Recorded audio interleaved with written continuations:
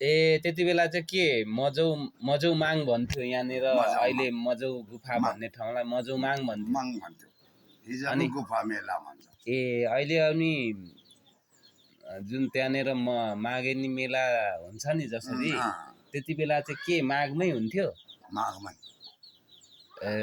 माघमै अनि यो त्यति बेला अहिले भनाइ यसो सुन्दा यो गुफा चाहिँ भित्रभित्र ओडारदेखि उता कहाँ रे शेरमा असुवातिर पनि पुग्थ्यो अरे हो आमै पानी होइन गुफा भित्रभित्रै त्यताबाट निस्किन्थ्यो अरे हो त्यो साँझे हो भने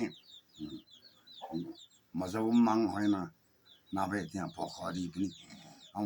ए भित्रभित्रै पोखरी थियो होइन त्यहाँ सानै बजार जम्मै अहिले पनि अलिअलि आकार छ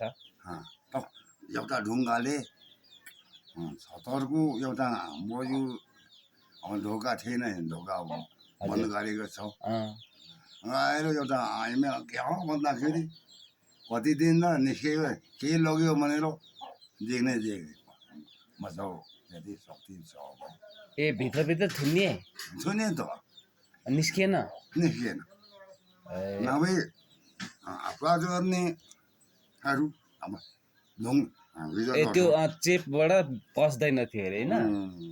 ऊ यहाँ भन्छ अझै ऊ पनि एउटा पसेछ भन्थ्यो है हिजो अस्ति 4 दिन पो लाग्छ नि त्यहाँ भित्रबाट निस्केन होइन यो त बजार त वारी नि ए ऊ त बसेर नि मजाउ गुफा मजाउ उसको शक्ति छ भाइ अनि त्यति बेला मेलाहरू लाग्थ्यो नभए उहिले लाग्थ्यो अरे पारी भित्तामा हिजो वारी सारेको ए अहिले यता साह्रो अहिले चाहिँ मूल उसमै गुफा त्यो द्वारमै गेटमै त्यहाँ त पुरै यताहरू बस्छन् कहाँको मान्छेहरू आउँथे त्यति बेला मेला हुँदा बाजे अरू कहाँ टाढो चाहिँ कहाँको आउँथे म्याङलुङको पनि आउँथे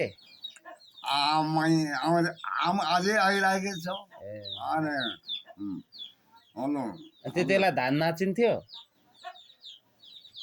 धान त कहाँ नाच्नु र एकदम पालामहरू पालाम तुहा चाहिँ अलि भेटिन त्यति बेला त अनि त्यसो टाढोबाट आउनेहरू त 1-2 दिन बास बस्थे होला नि बाजे आमै स्याहार गर्नु परेन त्यसो भने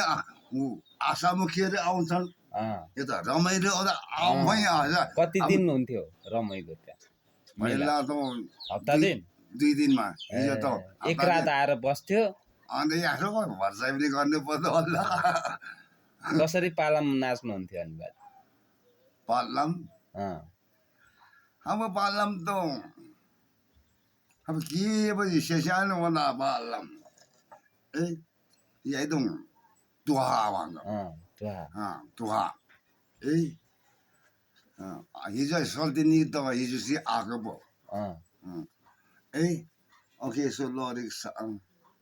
माङसेवा हाङसेवा अदेलले माङ देउजा अनि माङसेहा हाङसेवा अदेलले थक मैलासी अल्लाह कही बसी के मेहनता गर्ली आमेना ए सेवारू नमस्ते सेवारू अगले समिति भनिन्छ समिति के मेहनता ख्याली थक मैलासी अल्लाह कही बसी सेवारू समिति थक मैलासी अल्लाह कही बसी के मेहनता गर्ली आमेना गर्ली